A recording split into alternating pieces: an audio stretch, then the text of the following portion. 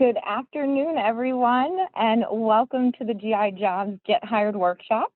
In preparation for our career fair coming up, we have got some awesome professionals on the call today to give us some insider information and tips and tricks on interview processes, recruiting, and basically how to land the career of your dreams in the job that you're looking for. So super excited for them to join us today and to go through introductions and to dive right into it and get to those questions that you guys are dying to find out, or at least I am. All right, so we've got four awesome professionals on the call today, one of which is Raphael. Raphael is the military recruiter for Verizon's business group, and he is also a Marine, a husband, a vegan, a gamer, and a professional career matchmaker within the veteran recruiting space. He lives in northern New Jersey, and he's lived there nearly all of his life. And which we won't judge him because, you know, we're from New York over here, so no judgment on the Jersey, Raphael, but totally kidding. He graduated from Montclair State University with a bachelor's in history and served 6 years in the U.S. Marine Corps Reserve. So thank you for your service. Over the last 10 years, he's developed strategic programs and extensive sales management and has an administration background. In 2019, Raphael joined Verizon's military recruitment team in support of their sales, operations, and technology roles, where he would have the opportunity to work with service members and spouses throughout the nation. He had the resources and support from one of the top military-friendly companies, and Verizon's mission to support the military community and to support their leaders in the space really empowered Raphael to hone in on his craft and allowed him to have a people-first mindset and have a positive impact on hundreds of service members every year. So thank you, Raphael, and we're excited to have you. And thank you for joining us. Thanks, Kayla. One of the next panelists we have is Jim. Jim is the military and veteran talent acquisition lead for Travelers Insurance. Jim leads the military and veteran outreach for Travelers Insurance and is as the second largest commercial property and casualty company in the United States. Travelers has been recognized, in GI Jobs as a military-friendly employer for over 10 years, which is a huge accomplishment. So hats off to their team and all that you guys do. Jim's professional experience is made up of over 25 years in recruitment and HR, and he brings a civilian perspective to the military audience while discussing how to communicate and translate your skills and how to navigate the employment market. So really excited to have you too, Jim, and excited for your contribution on today's panel. Thanks, Kayla. Looking forward to it. And then we've got Alex. So Alex is the Talent Acquisition Military Program Manager on the corporate side for Leidos. Alex has over 15 years of talent acquisition experience within the government contracting industry. So we've got a good variety here.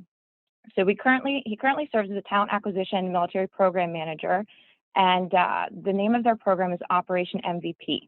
So excited to learn a little bit more about how their program works and some of the benefits that they offer as well. So their mission is to build out a veteran talent pipeline and increase the company's presence as a preferred employer for transitioning military candidates. They partner with military transition centers, military associations, veteran organizations, all in an effort to identify and hire separating and retired military veterans. So previous to taking over their military program, Alex worked as part of the Talent Identification and Acquisition Organization responsible for diversity efforts across military, university, and additional diversity pocket outreach. He specialized in recruiting qualifications for customers across the intelligence community, Department of Defense, Homeland Security, and federal law enforcement and healthcare agencies. So thank you for being here, Alex, and very, very excited to hear from you as well. And we also have Scott on today's call. So Scott recently joined BGIS. He is the Director of Talent Acquisition, joined the company in May of 2021 after two years of working within Washington State government as their Regional Director for Workforce Development at the Empowerment Security Department. Scott is a former Marine who served in Somalia, Bosnia, and Haiti back in the early to mid-90s. He has a passion for helping fellow veterans, and from serving on boards and developing training programs to mentoring them through Hiring America's Heroes corporate fellowship program. in addition to veterati.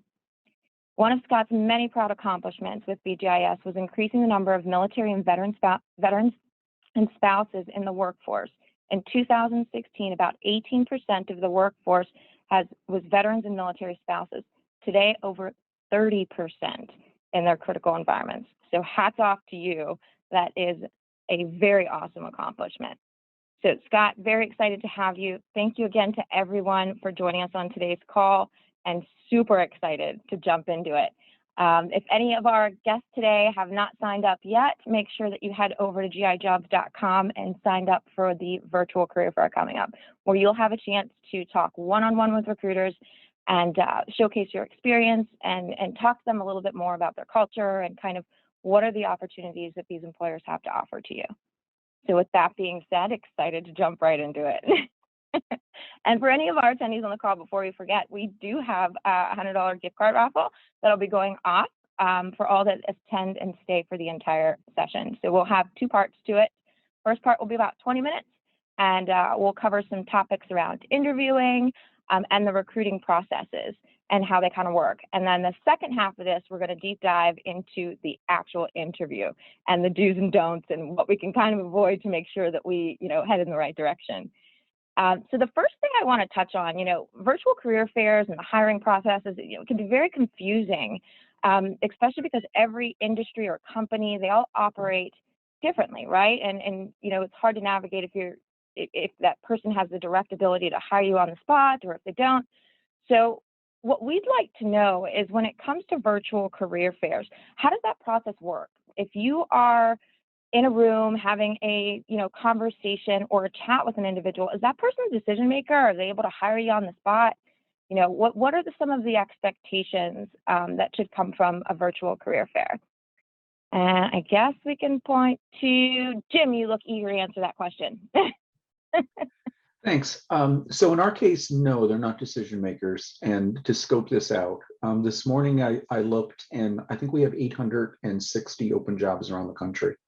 So our recruiting staff number is about 60. I will have 4 or 5 representative from the various functional areas on our events. So the ability to chat with someone, answer some questions. I saw X position in Phoenix, Arizona. Can you tell me about it? Things of that nature. So it's the first step in the conversation, but it's an important step.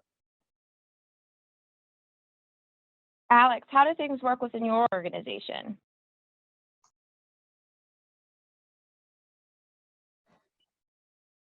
Yeah, thanks, Kayla. Let me know if there's any issue with my audio coming through, or anybody can post it in the chat. Good to go. So as far as with Leidos and most of the virtual events that we attend, you're generally going to be talking to a recruiter. There's the possibility you might be talking to a hiring manager as well. But in most instances, you're basically going to that event for one of 2 reasons. Either you've already identified specific opportunities within the company, and you're looking to get some feedback and follow up on those, and just get a better understanding of the process, after you've applied, or you've begun researching the company, right? But maybe you haven't completed any applications or submissions or anything like that yet. And same kind of deal. You're just kind of interested in getting a little bit more information and understanding sort of the process. It's possible if Leidos were to hold our own, type of event, whether it be virtual or in person, that sometimes those type of events, right, can lead to an immediate hiring decision. Those were types of events that we used to do primarily in person, and have kind of switched to a virtual type format, where we use the same phrase and platform that I believe is, GI Jobs is using and has used for the virtual career fairs. So if you see something listed on Leidos's career events page, that lists something like open house or career invitational or something like that for a specific program, those are generally those types of events where, again, it may not be like an immediate hire on the spot, right? But you're getting, you're probably in a better position to speak to somebody in kind of like a hiring position at those. For more of the traditional career fairs and virtual career fairs, whether it be with GI Jobs or another partner on the military side, or honestly, any of the different partners that we have that hold events. Like I said, you're generally kind of talking to that recruiter. So just come armed with information, right? Come armed with positions that you either are interested in or have applied for, and help that recruiter help you. Because especially at Leidos, because we're a fairly large company, the odds that you're going to be speaking to the recruiter that's managing that specific position, maybe that you've applied to, is pretty small. It could happen, but it's better just to come with as much information and specifics as possible, and ideally take advantage of that time frame, right? And the captive audience you have with the recruiting side to get some feedback on that position. So like I said, it's worth kind of understanding the differences and looking at, what type of other virtual and in-person events and kind of how they're marketed and things like that. But for the purposes of this event next week, it'll primarily be recruiters, and really, like I said, just come with that, come prepared with as much information and specifics as possible, so you can get some feedback there in real time. Awesome. Thanks, Alex. That's great advice. That brings us to our next question, right? So the Brazen platform allows you to upload your resume prior to, joining the event itself, right? And engaging with conversations. So Scott, just, can you give us a little bit more information about, do recruiters even look at the resumes that are uploaded? What are the benefits to that? Do you download them ahead of time? Can you give us a little bit more information, Scott? Yeah, for us, we do download them ahead of time. We do try to pre-screen to see who we want to chat with because of a niche of our work. For us, we're a critical environment. We do the maintenance and infrastructure of data centers. Not so much the IT, but just keeping the environment humming and keeping the power on. So for us, we want to pre-screen and make sure that the event itself is beneficial for both parties and streamlined. So with Brazen technology, that really makes life a lot easier than the old going to a career fair and hope for the best. And how does that help with like your hiring processes? Can you give us a little bit of an idea on how the hiring process works with your company? Yeah, well, for us, we don't have the decision makers there, but we have influencers who participate in these events, and they will look at the resumes and be able to take them back after we've talked to them via Brazen and have the conversations with the stakeholders who want to move forward in hiring. And for us, it goes straight to the hiring team. And from there, it's just a series of interviews to make a decision on next steps. But we do have a fast process. From a requisition being started to rec filled, for us is about 40 days at this point. It used to be a lot less when the market was different, but we do fill quickly. That's awesome. So Raphael, question for you now. Back on resumes, right, which is a difficult topic. A lot of companies use auto scrubbers, fillers, software, different types of technology to help them filter through qualified applicants or job seekers when it comes to them uploading their resumes or looking at resumes. What advice can you give our attendees on what are the best routes to kind of work with that system so that you can move through more quickly and you don't get an inbox flooded with, thank you for submitting your application, but. Right. So this is a great question. First off, let me, throw it out there. Verizon actually doesn't use a scanner. So we do everything, manually or analog. So we actually review every application. Obviously, that could take longer, but in the end, we hire people, not resumes. Resume is kind of like just a door opener, right? To show that you meet the basic qualifications.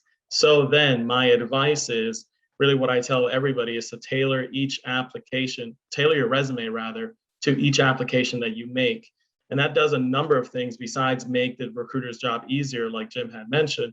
It actually will often address the recruiter scanning software issue because it is set to look for what the company is asking for. And if that is found within your resume, so if you have a marketing, but also a cyber background, whether you've moved around, whether in the military or not, you should obviously be focusing on one half more when you're focusing on just marketing, for example. You may have left out, one or two things in an effort to hit a one-page resume or whatever you thought was going to be the best thing, and you end up getting past, kind of like you're saying, Kelly. You'll get that email. So what I'd say is, again, tailor the resume, read the job description, focus on the basic qualifications more than anything, because that is what will open the door to get you the first phone call, whether that's a screen or an actual interview, depending on the job. And then think about the preferred qualifications, which is a company kind of telling you, hey, this is what's out here in the market. And the more of these that you have, the more competitive you'll be and more likely to move on to the final stages. So I'd say that's my advice on that topic. Thanks, Raphael. It's great advice. And to any of our other panelists, do you have anything else to add to that? Like anything that may work differently if you do use a scrubber? Any advice on whether or not to include images or pictures on your resume? Is that a do or a don't? Stick with standard formatting. Any other contributions you guys can, or information you can give us on that topic? I'll add a couple of Jim? quick things. We don't use any imaging, any scrubbers, any artificial intelligence. Our folks will review resumes. But I would suggest, give me a summary up top. If we've got keywords, totally agree with Raphael, target the resume. But put a summary, throw some of those keywords in it, because are we going to read every resume cover to cover? No, we're going to scan it. So we're going to be looking for some of those keywords, but we're going to be pulling them out ourselves. And images, I cringe when I see a photo on a resume. I just don't do it. Please don't do it. Stop the insanity. Scott or Alex, what advice can you give us on how to address resume gaps, right? So if someone has moved around a lot and maybe they had taken some time for education or volunteering or family responsibilities, what advice can you give us on addressing some of those gaps on a resume if in the event they exist? For me, it's just put something in the cover letter to explain what you were doing and address it real up front. And that way, when I can look at it, go through it, we can have a quick conversation on it. We hire a lot of military spouses, so we see lots of gaps in employment. Just tell me what it was. I don't want to be spending my time guessing. And to Jim's point, just be straight to the point so we can help you out. It helps out. Transparency is key. Mm-hmm. Absolutely. Yeah. So as far as resumes go, I think, and just to jump back to the previous question too, because they're kind of related, kind of the best practice with resumes that I would recommend is just to ensure that you are tailoring it to the position that you're applying for. And what I mean by that is just ensuring that in your resume, right, you usually have sort of a summary of experience up at the top.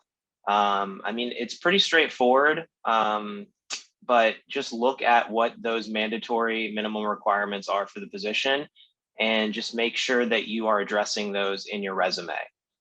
Because when, a recruiter or somebody is taking a look at your resume, right, they're probably not spending a lot of time, right? So they're going to very quickly look, what are the quals of the position and, what are, and look at your summary of experience and make sure you match those qualifications, right?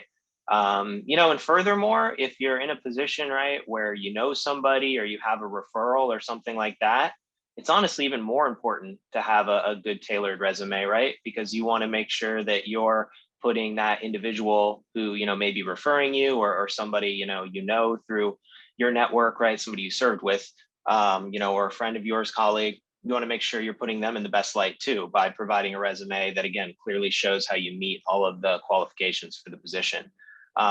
So, as far as when you're looking at a company like Leidos, right, a government contractor, just clean, pretty simple.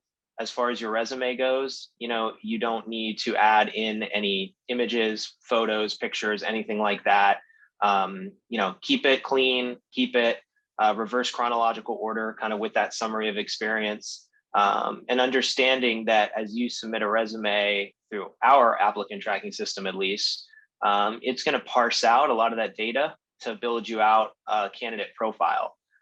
And the more easily that the system can do that, the less work you have to do kind of on the back end, right? So if you have a reverse chronological resume that kind of lists your, your different duty assignments and everything like that, that's just less you're going to have to do kind of in your candidate profile if that can cleanly kind of be parsed out. And as far as gaps, just try to address gaps, right? So whatever you were doing, whether it was pursuing education, if you were unemployed, right, you can put you're unemployed, right? You were looking for a job, right? Looking for a job can be a full-time job.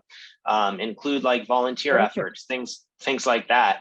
But just try to address any gaps, right? It's one thing if it's like, a month or two or, a couple months or something like that, probably not a big deal. But, if you have a significant gap of, 6 months, a year, longer, just make sure you're addressing it in that resume so it's clear, what you were doing, right? Think of it like this from really the whole process, but especially the resume and the application process, right?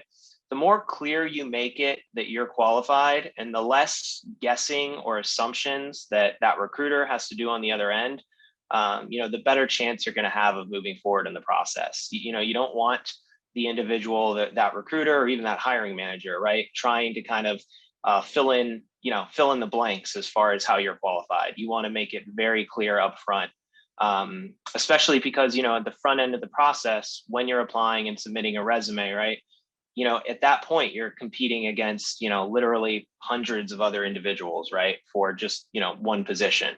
As you move forward in the process, that's going to get pared down and you're going to be competing with, less and less individuals as you move forward and get, towards the interview process and stuff like that. But like I said, clean, concise, clear, and just make it very simple and straightforward how you qualify, how you meet all of those qualifications for the position, and leave kind of the extra, some of those extras and stuff like that, right? Leave that for the conversations you're going to have with the recruiter and the hiring manager, where you're able to kind of better sell and market yourself, as an individual, right? And market your personality and stuff like that. Kind of leave that for those conversations that you're going to have. Because with the resume, unfortunately, you just kind of have to just stick to the facts. So again, and that's why it's all that more important to be able to have those conversations with, those in the hiring process and things like that. But as far as resumes go, yeah, that would be my advice, to just keep it as clean and concise and clear and straightforward as possible. Thank you, Alex. That's great advice. So I have a very difficult question to ask everybody. So this goes into the application itself and some of the scary questions and things that are asked on an application that we're not quite sure why you want to know those things, such as self-identification, right? So during the application process, those words come up and they want to know different things about you, right? And so what we want to know from you guys is, why do organizations ask us, to self-ID? What is our military affiliation? Why are they asking us if we're reservists or spouses or veterans or disabled, right? What are the benefits to answering that question? And, why do you ask? So whoever wants to take on that question? I think Raphael does. Yeah, I'd be happy. Thanks. Yeah, so as far as self-identifying, often a company really will actually tell you whether, in their advertising or job descriptions, why you really should. And that chances are is that they're not just, military friendly, they're likely a military supportive company, which means they have a number of benefits, that tailor to you, your time. Also, the employee resource groups, right? Like Verizon has one. I know a lot of the companies do. So they're essentially just kind of, hey, let us know, what we should be showing you to make you realize that this is your home. I don't know, most, basic principle though, please identify yourself as a veteran on our applications, because we give veterans preference, right? So, Alex kind of mentioned something about, federal contractors. Well, we're able to do that. So what that means to you is that if you are number 100 in an application, and normally you would have nearly, no shot of getting reviewed by the time that, 5 to 10 very qualified candidates were found and moved forward, well, guess what? Maybe you're the only veteran on that list. And though we usually have to go in order, numerical, as the applications come in, it's called first in, first out, they get to skip. So they can actually start with number 100. And now you're being considered. So just imagine how many opportunities you may be losing out by essentially, keeping your service, which we're all proud of, to yourself. And a lot of companies have, especially private companies, will have benefits for spouses too. I worked with a company that actually paid out $2,000 to $5,000 as onboarding bonuses to veterans and spouses. So just imagine, if folks kind of, just kind of clammed up and kept it to themselves, you never know what you're missing out on. So please self-identify. Okay. Great advice. So Jim, I have a question for you.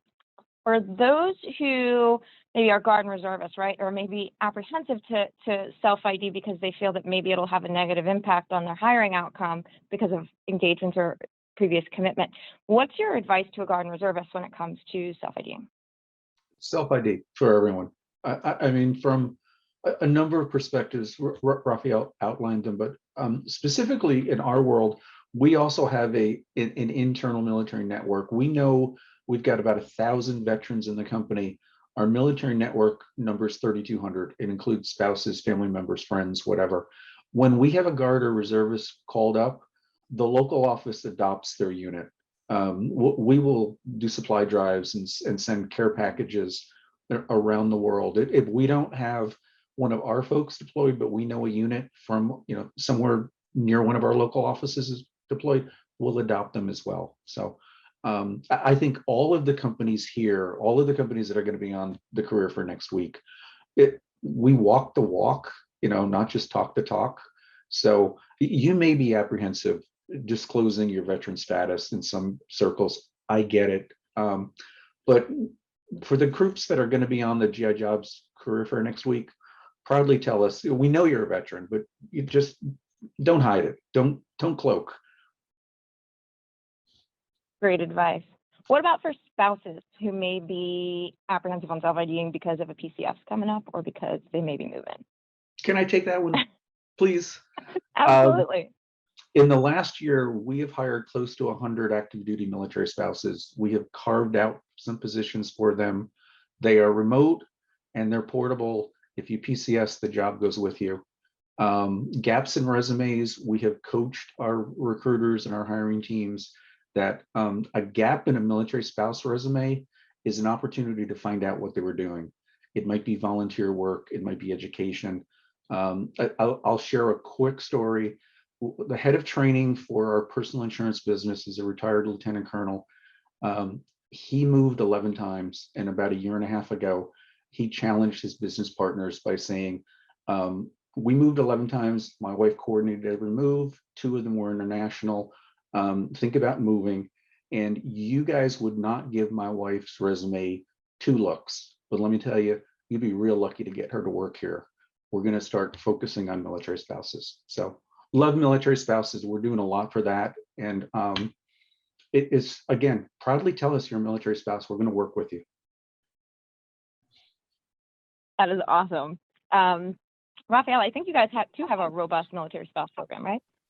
So we do have, I think, a lot of things that support the community, like that we're addressing specifically. So number one, it's like I mentioned in the chat, I lived it, right, as a reservist.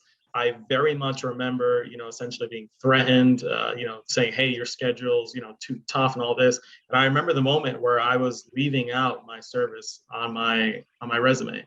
And, how ridiculous that anybody really should do that. And what I came to realize, and now I've seen it proven over the last, 8 years, is you should not bother with anybody that is viewing your services negatively. You won't find them on the Career Expo, of course, but they exist out there, throughout the country. And you'll fight an uphill battle that will catch up to you at some point, because they'll find a way to kind of, part ways with you in an arbitrary manner. It's just, and it's kind of awful. So find people that are a culture match, for you. And part of that could be the support and appreciation for military. Now, specifically for spouses, something that I think really everybody should be taking advantage of is the reality that over the last, year and a half, almost 2 years, or soon enough will be, the model of work has changed throughout the country. Verizon has, experienced that, and we kind of took that head on. There was this program called Work Forward, And it was a forward-thinking program that probably, wasn't going to be worked on for some time. The idea of how do people work today and how could they work tomorrow and what would be the benefit? Well, wouldn't you know it, we were all forced to work from home March 2020, and it was an absolute stress test. So some positions that had never been remote suddenly were forced to. And we've learned a lot of lessons, and they've developed essentially a 3-part model. Those that have to work in person, I've never met anyone who could pull, fiber optics remotely, not yet, but they have accommodations to keep them safe. They got folks like me. I've been remote the entire time, right? And that was kind of new to me. But most of our force is either remote or hybrid. And hybrid meaning you're coming to the office 2 to 3 times a week. An office usually, within an hour's drive from you.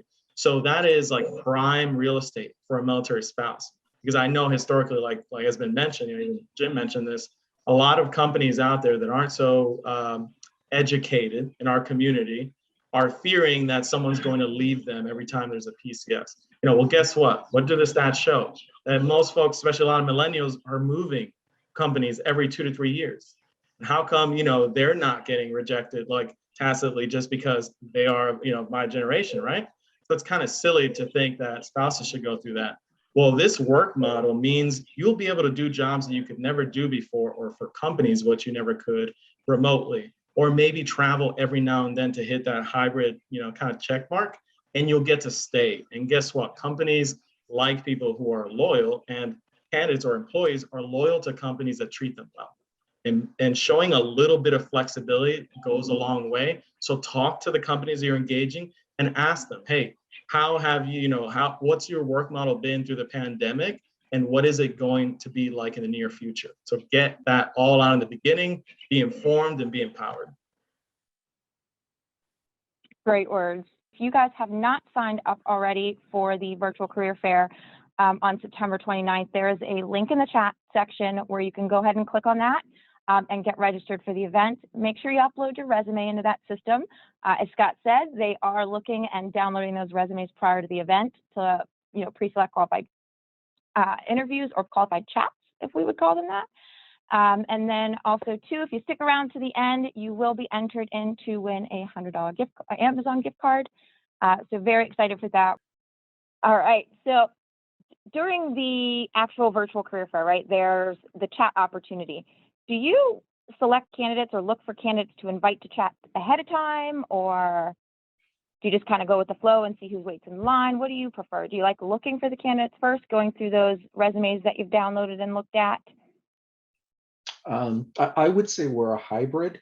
So on occasion, I will look for locations. I'll look for some specific skill sets. My challenge, travelers, insurance. If I say I'm from an insurance company, a vast majority of people stereotype, say, yeah, I don't want to sell insurance. So what I will do is send a note out to pretty much everyone that's registered with a little bit of an overview the day before on who Travelers is, encourage them to check us out.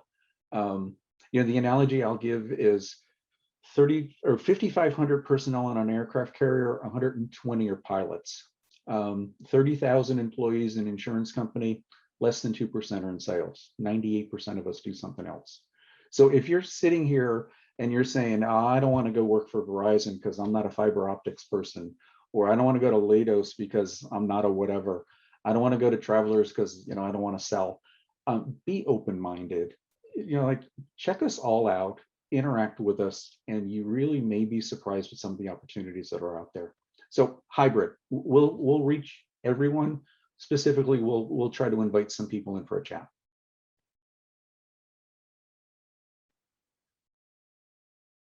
All right, Scott. So I've got a question for you.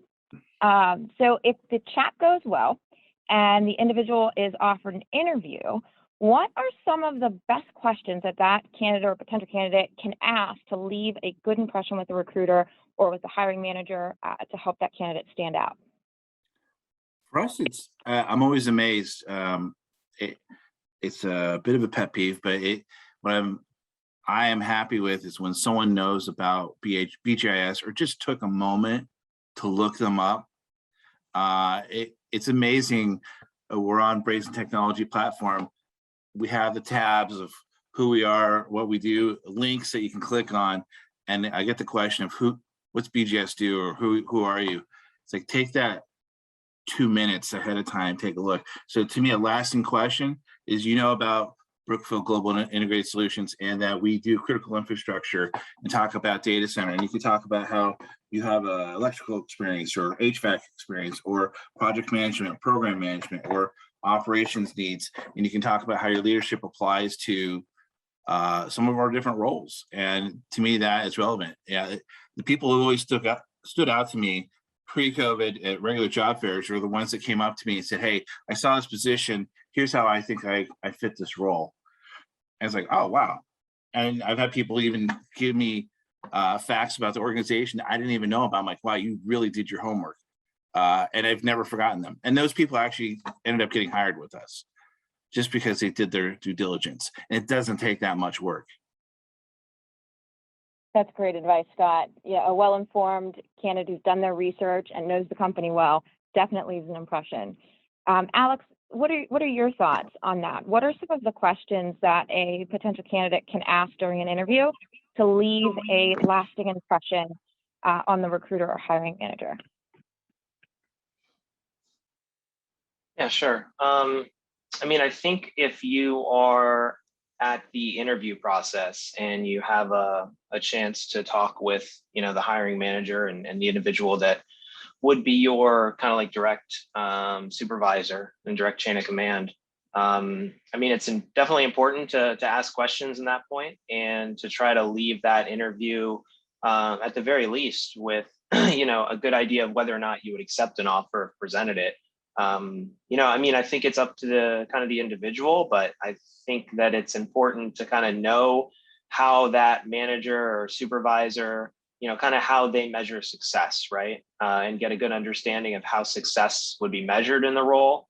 And also kind of understand what opportunities there might be for advancement. Because, every program will be different, and every organization will be different. And sometimes advancement is just a straight line where, you're just kind of replacing the person ahead of you. And if they get promoted, then there's an opportunity to move up. But sometimes advancement can be in other parts of the organization, or, even supporting different customers entirely and things like that.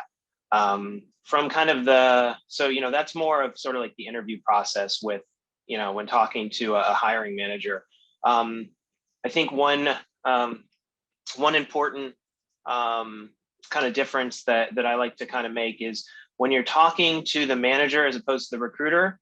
When you get a chance to have that interview with the hiring manager, the questions that you should be asking should really be specific to the job itself, the work environment. And like I said, kind of, how you can succeed, how you can help that particular program and the company succeed, right? And kind of getting a better understanding of the actual work environment itself. The questions when you're talking to a recruiter about a specific position, that's where you want to make sure that you're clear on things like, all the features and benefits of the position, right? So certainly salary, but then also, what benefits the organization offers, right? And kind of the process as well, because the recruiter is going to be that subject matter expert on, the process of kind of moving from left to right, from applicant to interview, and then subsequently, potentially offer and hire. And also, like I said, the features and benefits of the position. So the salary, the benefits that go along with it, the schedule, things like that. But when you're talking to the specific hiring manager and you've kind of gotten to that point, you don't want to be focusing on, hashing out details as far as salary and stuff like that. You really want to focus specifically on the position itself. And like I said, how you can present yourself as the best qualified individual for the role, and also leave with an understanding of, okay, what's going to be expected of me in this particular position, and do I feel like it's the right fit for me to be able to be successful, in my civilian career, or, if you're moving from one civilian career to another, is this the best fit for me, right? So it's definitely helpful to ask questions in both, in both contexts, but to kind of, focus in on what each individual in the process, recruiter and hiring manager, are kind of probably better, better equipped to provide you information on. Awesome. Thank you for that. Great words. This is all great stuff and awesome advice. So I have another question though. So what you just said brings me into another topic. So I'm gonna skip ahead a little bit, but as far as discussing pay and pay ranges and, asking questions around salary or hourly, when's the best time during an interview to bring that up? Like, do you talk about it on the first interview? Do you talk about it on the second, the third? What advice, Raphael, can you tell us or give us on when in that interview process is a great time to talk about pay? This is a great question. And I actually just had this come up with my own wife, who, she's juggling 2 offers, and she waited to get to, the third interview and still didn't exactly know the salary. So she didn't listen to me, but please listen to me when I say that you should know exactly what you're walking into. Now, you may not know down to the dollar necessarily, but you should know your range, like has been mentioned, because we all have a certain amount, in our heads that we know this will keep the lights on, and anything less will put me in a very bad place. It's okay, whatever that number is. That may be a lot less than the minimum of the salary that you'd get. So at Verizon, that usually comes up right away on the recruiter screen. It's one of our compliance questions. So what we typically say is, without telling me what you make now or what you've made in the past, what are you looking for in terms of compensation, salary, benefits? So it's a little bit more open-ended, right? Because maybe you'd say, well, I only need 60,000 as long as I have XYZ benefit, right? It's not typically a question that's going to end the conversation, but it'll help us kind of develop the plan for you. So if somebody is a very senior leader or has a very high salary requirement, we'll help let them know, hey, you've applied to actually an individual contributor job. Sometimes it's hard to tell if they don't read the description well. So we're really just helping you. You obviously, if you get selected, you'll go through a fair process through compensation, have a chance to really kind of, make your case. And usually, Verizon pays above market rates, so there's really not much of a need for that. But get ahead of it and just be strategic. So if you're not asking, and I would recommend put a recruiter on the spot. If they don't follow that process, just go out and say, hey, what is the projected range for this job? What do you have budgeted for this position? Make them maybe a little uncomfortable. See what information you can get out of them. And if they say, hey, this is a conversation for the next one, that's fine. But usually, like Alex said, when you get to the manager interview, unless you're literally going to work for a person in a 5, 10 person company, the manager is only going to address things related to the specific job and the day-to-day. So get, all your questions answered with HR, be deliberate. And if you don't really know what your answer is, when they turn it back on you, you can be honest and say, I think I need to learn more about the position. I'd like to talk to the manager first, know my level of responsibility or leadership that will be required. I need to do market research, and these are all things. And so go do them, take agency. And usually a great company won't hold you to a number that you've given. So, some folks have given me kind of like a pat on the back, because when they get hired at Verizon, they have this great compensation offer and package, and they think that I kind of got them personally $30,000 extra. I let them know, hey, you rate that. That is based on your experience, your qualifications, right? Like that is against the market. So it's kind of nice when you have that fair hiring process. So again, get out in front of it, do your research, and just ask, and do it early so you don't sweat towards the end. If I can add one thing, if you're put on the spot, have a range. Or if you're not sure how to ask the recruiter, something along the lines of, I'm looking at other opportunities between 60 and 75, 75 and 90, whatever. Give it a good $10,000 or $15,000 range. I'm curious, am I in your range for this particular job?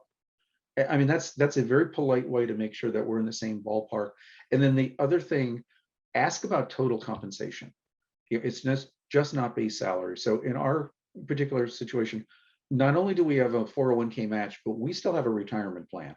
And that shocks people when I tell them, oh, by the way, we have a retirement plan.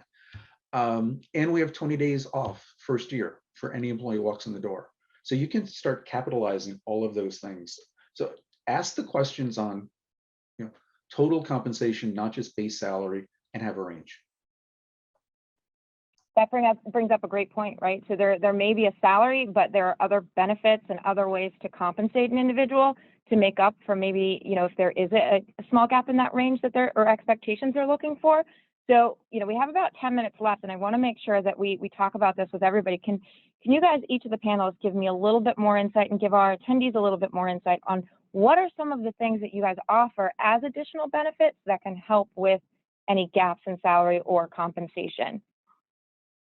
And anyone who's eager to go first, feel free to jump in. Happy to take it back.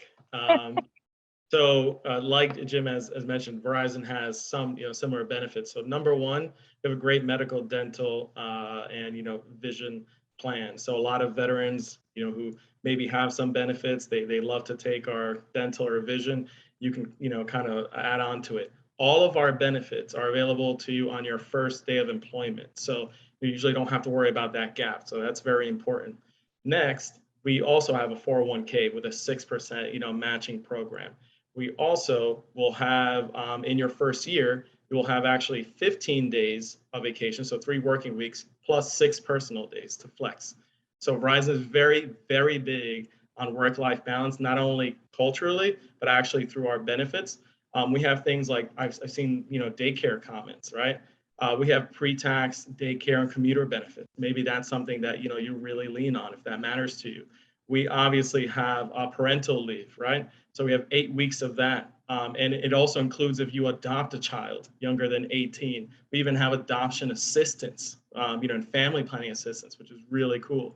And then one of the major benefits that people also always ask about, besides military leave with pay differential. So, hey, reservists, National Guards folks, like stay in, right? If I was in Verizon, when I was in the Guard, I'm in the reserves, I'd still probably be there, because I would have angled my career that way.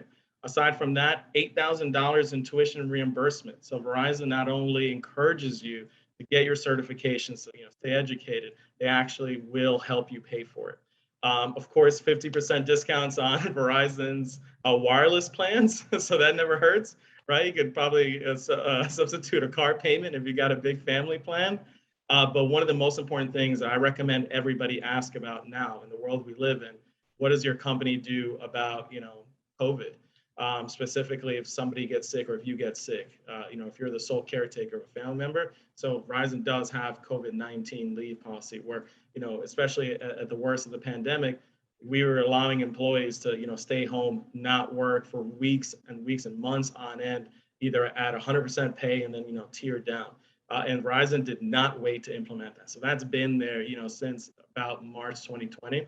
Let's say those are some of the more major ones. The only benefit that is not available on day one, because it's on an award date, is actually a stock together plan, which is really cool. So it's another way that the company is rewarding its employees for having a great year. So that could be thousands and thousands of dollars of restricted stock shares deposited on your behalf. So overall, work-life balance, and wealth building, and of course, supporting you as a person is what matters to Verizon.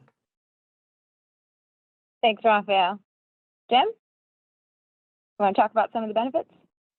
Yeah, everything Raphael mentioned, pretty similar. I'll throw one wrinkle in that I don't think a lot of companies do.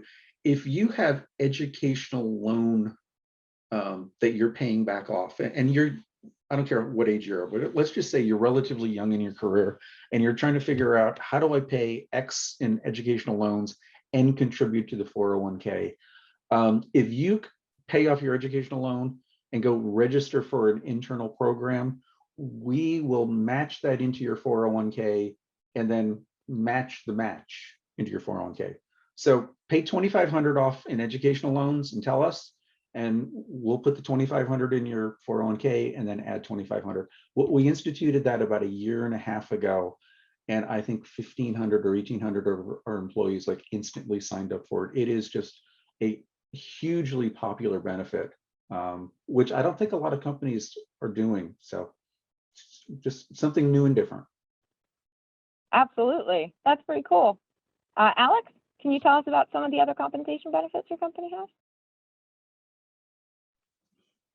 Sure.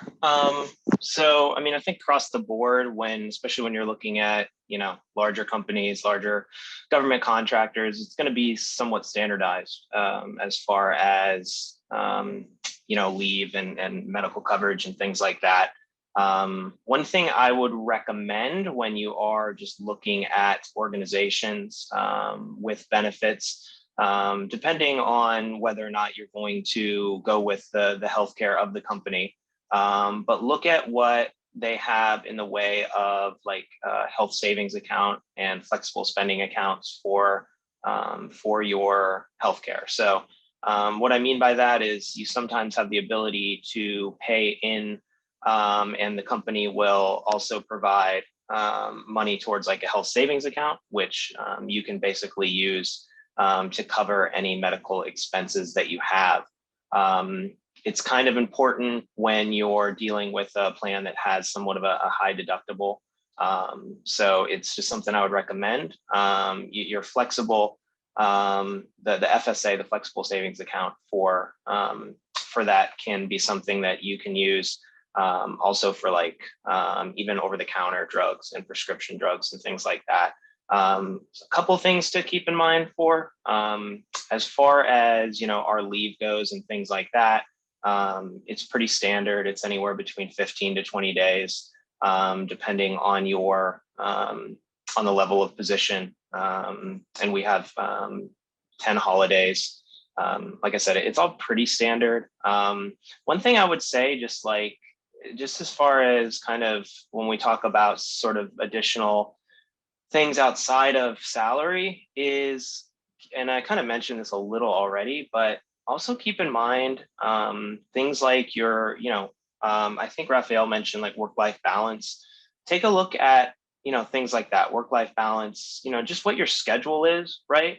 And these are things that, maybe you would discuss with the manager that you would be reporting to, right? But, are these opportunities, is there a potential to work from home, right? Or is there a potential to work, different set hours and things like that?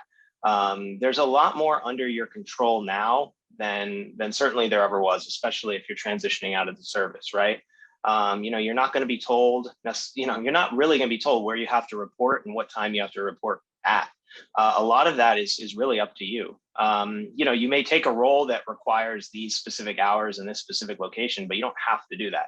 So, look and see what's important to you, right? Is the flexibility important to you, or is the set schedule more important to you, right? Do you want to make sure that it's a job that has set hours, set location, right? And when I leave, I'm done. Or do you want that flexibility, right? Of maybe be able to work from home, but, maybe you have to work a little bit later, right? Or be available a little bit later. So there's more to it than just strictly, salary and even just strictly those kind of standard, medical benefits and like I said, leave and stuff like that. The one other thing that I would definitely promote with Leidos, and certainly most companies are like this, but whether it's continuing education or professional development or training, there's money set aside for every employee to pursue their education and to pursue professional development, training, certifications, things like that. Take advantage of it, because what you'll find is, especially, pretty much at any company, but especially at a large company, you have a good number of employees that do not take advantage of it. So if, say, Leidos sets aside, X number of dollars for each employee for professional development every year, there's probably a lot more available, right? Because not every employee is taking advantage of that and using near that amount.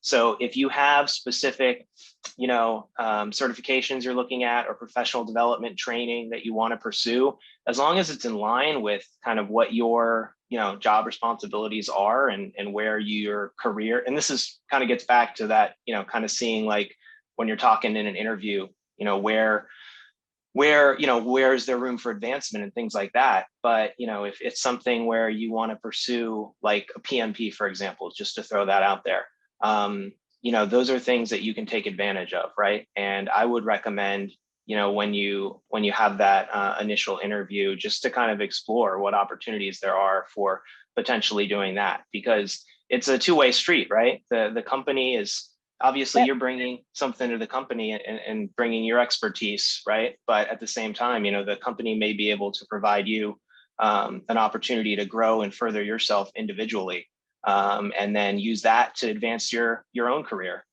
ideally within Leidos or whatever company you're at, but even if it's elsewhere, right? So taking advantage of those opportunities and look and seek them out, especially once you become a new hire, because when you become a new hire, a ton of information is going to get thrown at you, right? It's going to take a little while to get acclimated, but things like professional development and training and continuing education is something that I see too often is not taken advantage of. And that's really where an organization, especially one the size of Leidos, can really provide you, an opportunity to advance yourself in your career. Yeah, and that leads to future opportunities and promotions and advancements within the organization and continued growth. So great benefits, awesome. Scott, we are coming up on the end of our webinar here, but we really want to hear what kind of benefits you guys have. So can you give us a little bit of insight? Oh, you're muted. Absolutely. There's some tough acts to follow between Raphael and Jim. There's some, right?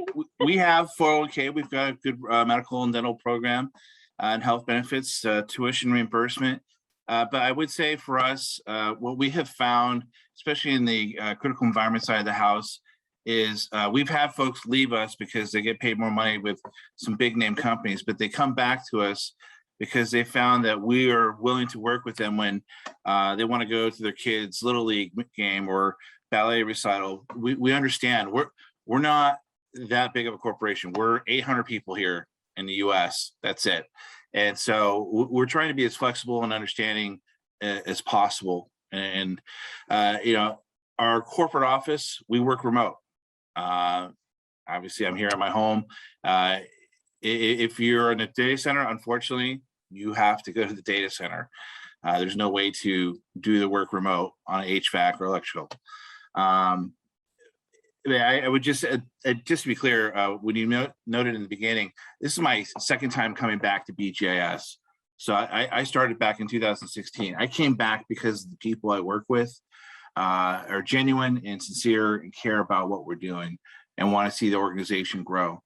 And so to me, that's an important aspect of it. And they generally care about the mission of the people. So I hope that helps. Absolutely. Thank you guys so much for taking the time today to sit with us and to have this chat. The information you guys provided was extremely valuable and very, very helpful. And I hope that the audience enjoyed the conversation today and got some great things from it. Make sure, that you head over to GI Jobs and register for the virtual career fair if you haven't already. Make sure you upload your resume, and we will be raffling off $100 gift card for all of those who stayed till the end of the webinar. Thanks again, guys, and have a great day. Thanks, Kayla. Thank you and good luck. Thank you, Kayla. Thank you. Thanks, everybody, for attending. Thanks, guys. Thank you to all the attendees for attending, and good luck on your career search. We're here if you need any resources or have any questions.